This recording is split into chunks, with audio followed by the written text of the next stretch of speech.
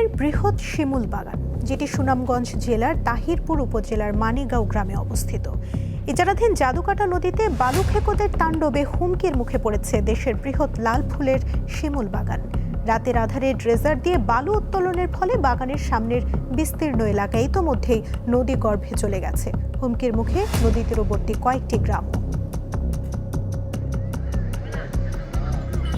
এটি দেশের বৃহৎ শিমুল বাগান। দেশের নানা প্রান্ত থেকে হাজারো পর্যটক আসেন এর সৌন্দর্য উপভোগ করতে। তবে ইজারাদারের অধিক মুনাফার লোভ আর রাতে ড্রেজারের তাণ্ডব, এই দুয়ের সমন্বয়ে নদীর তীর থেকে অবৈধভাবে বালু উত্তোলনের ফলে হুমকির মুখে পড়েছে দেশের সর্ববৃহৎ শিমুল বাগান। এই নদী ভাঙনের কারণ হচ্ছে কিছু বালু খেকো সিন্ডিকেটের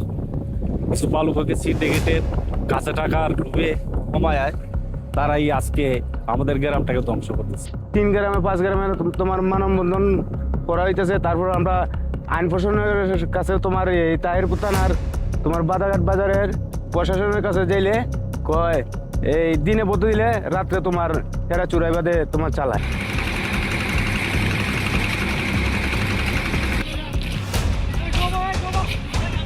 নিরাপত্তা নাই, এটাও ভাঙ্গিয়ে হাই দিতেছে। কোনো মানুষ একটা নিরাপত্তায় থাকতে পারে না। এই গ্রামের মানুষ দুর্বল। বৃহৎ এই শিমুল বাগান ঘুরতে আসছেন, দেখতে আসছেন, কেমন লাগলো, কি দেখছেন এবং বর্তমান পরিস্থিতি কি একটু জানাবেন। আসসালামু আলাইকুম, আমি হচ্ছে ঢাকা বিশ্ববিদ্যালয়ের একজন শিক্ষার্থী। আমরা বন্ধুরা মিলে সবাই আর কি সুনামগঞ্জ টাঙ্গুয়ার হাওরে ঘুরতে এসেছি। কারণ আপনারা দেখেন, আমি গত বছর এসেছিলাম, তখন এই জায়গাতে অনেক বেশি সবুজ ছিল, মানে নিরিবিলি একটা পরিবেশ ছিল, ঘাস ছিল, গরুরা ঘাস খাচ্ছিল। কিন্তু এবার এসে আমি দেখি যে আপনারা এখানে দেখতে পাচ্ছেন যে কত বেশি নিচু হয়ে গেছে। তো এর পরের বার আসলে আমি হয়তো আর শিমুল বাগান দেখবো না। পানি অলমোস্ট ঢুকেই যাচ্ছে। এরকম যদি সামনে বর্ষা যদি আরো কঠোর হয়ে যায়, সেই ক্ষেত্রে কিন্তু দেখা যাবে শিমুল বাগানে অর্ধেকটা চলেও যেতে পারে। এগুলাতে প্রশাসন নিশ্চয়ই জানে। আমি যেমন দেখতে পাচ্ছি, আপনি এসেছেন, আপনি দেখতে পাচ্ছেন, প্রশাসনও ঠিকই দেখতে পাচ্ছে, বাট তাদের কোথায় হাত কাটা সেটা আমার জানা নেই। আশা করছি তারা এগুলো নিয়ে পর্যাপ্ত ব্যবস্থা গ্রহণ করবে। তবে ইজারাদাররা বলছে পার কাটা বন্ধে তারা সোচ্চার রয়েছে এবং প্রশাসনও বলছে তারা নিয়মিত অভিযান পরিচালনা করছে। জায়গাটা আসলে অনেক দুর্গম, সেখানে আমাদের স্থায়ীভাবে কোনো আইন শৃঙ্খলা প্রতিরোধের করার ঠিক রাখার জন্য কিছু নাই। তো আমরা স্থায়ী পুলিশ ফাঁড়ির আমরা অনুভব করেছি। স্থানীয়রা বলছেন প্রশাসনের লোক দেখানো অভিযান নয়, কার্যকর পদক্ষেপ নিলেই বাঁচবে শিমুল বাগান, বাঁচবে আশেপাশের কয়েকটি গ্রাম। জাকারিয়া আহমদ, দীপ্ত সংবাদ, সুনামগঞ্জ।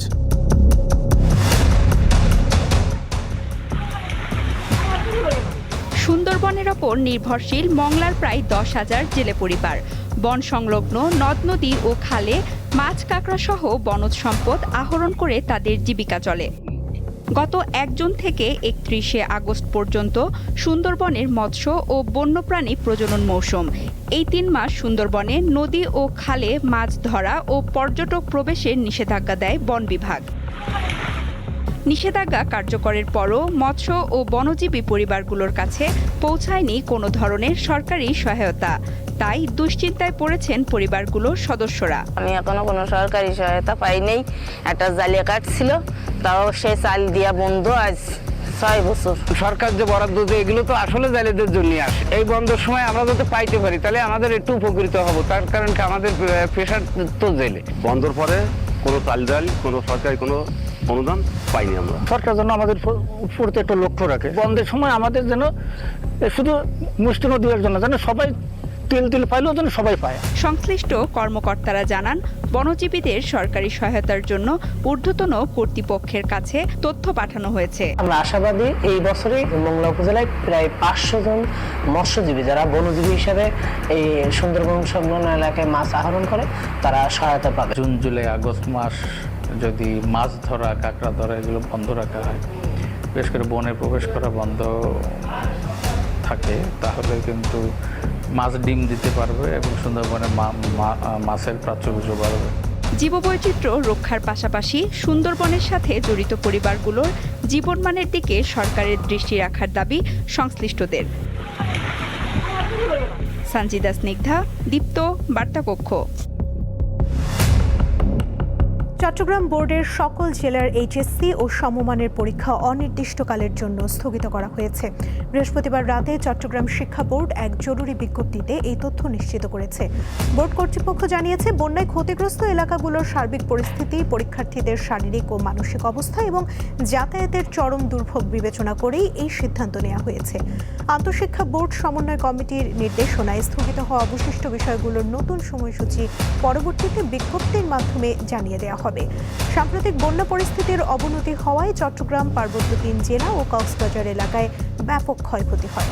এমন পরিস্থিতিতে চট্টগ্রাম শিক্ষা বোর্ড কর্তৃপক্ষ এইচএসসি ও সমমানের কয়েকটি পরীক্ষা স্থগিত করে, কিন্তু পরিস্থিতির উন্নতি না হওয়ায় নতুন করে অনির্দিষ্টকালের জন্য পরীক্ষা স্থগিত করল কর্তৃপক্ষ। লঘুচাপে উত্তাল রয়েছে বঙ্গোপসাগর। এর প্রভাবে পটুয়াখালীতে গুড়ি গুড়ি থেকে মাঝারি বৃষ্টিপাত হচ্ছে। উপকূলের আকাশ ঘন মেঘাচ্ছন্ন রয়েছে। নদ নদীর পানির উচ্চতা কিছুটা বেড়েছে। অনেকটা উত্তাল রয়েছে কুয়াকাটা সংলগ্ন বঙ্গোপসাগর। তীরে আছড়ে পড়ছে ছোট বড় ঢেউ। উত্তর বঙ্গোপসাগর উপকূলীয় এলাকা দিয়ে ঝোড়ো হওয়ার আশঙ্কা রয়েছে। তাই পটুয়াখালীর পায়রা, চট্টগ্রাম, কক্সবাজার ও মংলা সমুদ্র বন্দরকে 3 নম্বর সতর্ক সংকেত দেখিয়ে যেতে বলেছে আবহাওয়া অফিস। এছাড়া সকল মাছ ধরার ট্রলারকে উপকূলের কাছাকাছি থেকে সাবধানে চলাচল করতে বলা হয়েছে। কুড়িগ্রামে ধরলা, তিস্তা ও দুধকুমার নদের পানি হ্রাস পেয়ে বিপদসীমার নিচ দিয়ে প্রবাহিত হচ্ছে। তবে 3টি পয়েন্টে বাড়ছে ব্রহ্মপুত্রের পানি। অন্যদিকে ব্রহ্মপুত্র নদের চিলমারি, হাতিয়া সহ কয়েকটি পয়েন্টে পানি ধীর গতিতে সমতলে বৃদ্ধি পাচ্ছে। কুড়িগ্রাম পানি উন্নয়ন বিভাগ জানিয়েছে, শুক্রবার সকাল 6টায় সেতু ও শিমুলবাড়ি পয়েন্টে ধরলার পানি, পাটেশ্বরী পয়েন্ট দুধকুমার নদের পানি ও কাউনিয়া পয়েন্ট তিস্তার পানি সমতলে হ্রাস পেয়ে বিপদসীমার নিচ দিয়ে প্রবাহিত হচ্ছে। অপরদিকে ব্রহ্মপুত্র নদের পানি ধীর গতিতে বৃদ্ধি পেলেও চিলমারি পয়েন্ট বিপদসীমার 61 সেন্টিমিটার, হাতিয়া পয়েন্টে 67 সেন্টিমিটার ও নুনখাওয়া পয়েন্টে 98 সেন্টিমিটার নিচ দিয়ে প্রবাহিত হচ্ছে। অতিবৃষ্টিতে কাপ্তাই হ্রদের পানি বেড়ে যাওয়ায় শনিবার খুলে দেয়া হতে পারে কাপ্তাই জলকপাট। বৃহস্পতিবার রাতে এক জরুরি বিজ্ঞপ্তিতে এই তথ্য জানিয়েছে কর্ণফুলী পানি বিদ্যুৎ কেন্দ্রের ব্যবস্থাপক মাহমুদ হাসান। তিনি জানান, হ্রদে বর্তমানে পানি রয়েছে 103.91 ফুট MSL। কাপ্তাই বাঁধের সর্বোচ্চ পানি ধারণ সীমা 109 ফুট MSL। সাম্প্রতিক ভারী বৃষ্টিতে লেকের পানির উচ্চতা বৃদ্ধি পাওয়ায় আগামী শনিবার যে কোনো সময় স্পিলওয়ে 16টি গেট ও 6 ইঞ্চি পরিমাণ খুলে দেওয়া হবে। বর্তমানে লেকের উচ্চতা, ইনফ্লো ও বৃষ্টিপাত সহ সার্বিক পরিস্থিতি নিবিড়ভাবে পর্যবেক্ষণ করা হচ্ছে। বৃষ্টিপাত, পানির উচ্চতা এবং ইনফ্লোর তারতম্যের উপর নির্ভর করে স্পিলওয়ে খোলার সময় এগিয়ে বা পিছিয়ে নেওয়া হতে পারে বলেও জানান তিনি। ভোলার মনপুরায় মেঘনার পানি বিপদসীমার উপর দিয়ে প্রবাহিত হওয়ায় বেড়িবাঁধের ভেতর ও বাইরের বিস্তীর্ণ এলাকা প্লাবিত হয়েছে। এতে 10,000 মানুষ পানিবন্দী হয়ে পড়েছেন। এছাড়া ঢাকা মনপুরা নৌপথের গুরুত্বপূর্ণ রামনেওয়াজ লঞ্চঘাটও জোয়ারের পানিতে তলিয়ে যাওয়ায় চরম দুর্ভোগে পড়েছেন যাত্রীরা। অন্যদিকে বেড়িবাঁধবিহীন 5 নম্বর কলাতলী ইউনিয়নের চর কলাতলী, কাজীর চর ও ঢালচর এলাকার পরিস্থিতি আরও ভয়াবহ।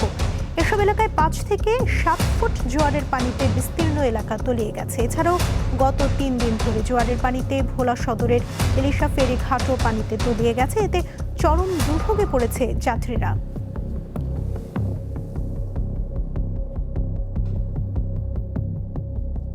কদিন কেউ দেখতে আসেন না, এখন আমরা নদীতে ফুলান চান লই, নদীর পানির মধ্যে বাঁচতে আছি। স্বামী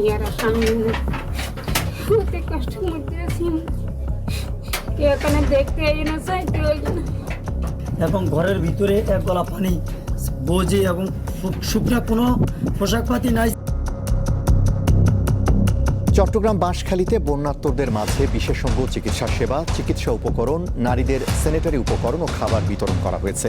উপজেলার সরল ইউনিয়ন বাজারের পাশে সরল শেল্টার কেন্দ্রে ও সরল আনোয়ারুল মাদ্রাসায় শুক্রবার দিনব্যাপী এই কার্যক্রম পরিচালনা করে এক্স নটোডেমিয়ান্স ওয়েলফেয়ার ফাউন্ডেশন।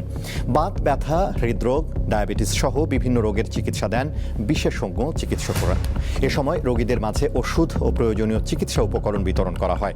পরে বন্যার্তদের মাঝে খাবার বিতরণ করা হয়। চট্টগ্রামের চন্দনা এসে বন্যায় ক্ষতিগ্রস্ত মানুষের মাঝে ত্রাণ বিতরণ অনুষ্ঠানে হঠাৎ অস্থায়ী মঞ্চ ভেঙে নিচে পড়ে যান অর্থ পরিকল্পনা মন্ত্রী আমির খসরু মাহমুদ চৌধুরী। তবে তিনি অক্ষত আছেন। আজ বেলা 11টার দিকে দোহাজারী পৌরসভার সামনে বন্যা দুর্গত মানুষদের মাঝে ত্রাণ সামগ্রী বিতরণ উপলক্ষে নির্মিত অস্থায়ী মঞ্চে এ ঘটনা ঘটে। প্রত্যক্ষদর্শীরা জানান, মন্ত্রী ত্রাণ বিতরণকালে হঠাৎ মঞ্চটি ভেঙে পড়ে। এতে আমির খসরু সহ সবাই নিচে পড়ে যান, তবে কেউ গুরুতর আহত হননি। এর আগে অর্থমন্ত্রী জানান, চট্টগ্রামের বন্যা দুর্গত মানুষকে সহায়তায় সরকার সম্ভাব্য সবকিছু করছে। সকালে চট্টগ্রামের পতেঙ্গা মাইজপাড়া এলাকায় বন্যা দুর্গতদের মাঝে ত্রাণ বিতরণকালে এ কথা বলেন তিনি। এখানে ম্যাক্সিমাম ত্রাণ দেওয়া হচ্ছে সরকারি কর্মকর্তা, তারপরে বিএনপি দলীয় লোকেরাও 30,000 পরিবার দিচ্ছেন, বিএনপি নেতাকর্মীরা আলাদা দিচ্ছেন, সরকার আলাদা দিচ্ছেন, এবং এর মধ্যে রোগ বালাই যাতে না হয় সেটার জন্য পুরো প্রস্তুতি আছে। কৃষি, মৎস্য, প্রাণী সম্পদ মন্ত্রী আমিনুর রশিদ জানিয়েছেন, বন্যায় ক্ষতিগ্রস্ত চট্টগ্রামের 5 জেলার কৃষকদের ধান বীজ ও চারা দেওয়া হবে। সকালে চট্টগ্রামের চন্দনাইশ উপজেলার দোহাজারীতে ক্ষতিগ্রস্ত কৃষক, মৎস্য চাষী ও খামারিদের মাঝে ধান বীজ ও উপকরণ বিতরণ এবং গবাদি পশুকে টিকা দেওয়া কার্যক্রমের উদ্বোধন শেষে এ কথা জানান তিনি। 15 দিনের মধ্যে শতভাগ গবাদি পশুকে টিকা দেওয়া হবে বলেও জানান মন্ত্রী। বলেন, চলমান বন্যায় সবচেয়ে বেশি ক্ষতিগ্রস্ত হয়েছে আমন ধানের বীজতলা।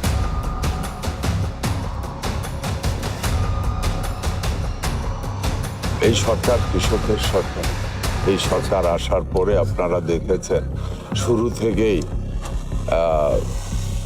কৃষক বান্ধব কর্মকাণ্ডগুলি, যেমন স্টার্টিংয়ে যেটা 10,000 টাকা করে কৃষকের ঋণ মাফ করে দেওয়া, তেমনি করে এখন পর্যন্ত চলছে আমাদের কৃষি কার্ড। আজকে আমাদের কৃষি কার্ডের আমাদের ডাটা সংগ্রহ শুরু হয়েছে, ওখানেও আমি আনুষ্ঠানিকভাবে দেখব কীভাবে করে। সরকার মনে প্রাণে চায় যে কোনো অবস্থাতে কৃষক যেন ক্ষতিগ্রস্ত না হয়, পাশে এসে দাঁড়াতে। আমরাও চেষ্টা করছি।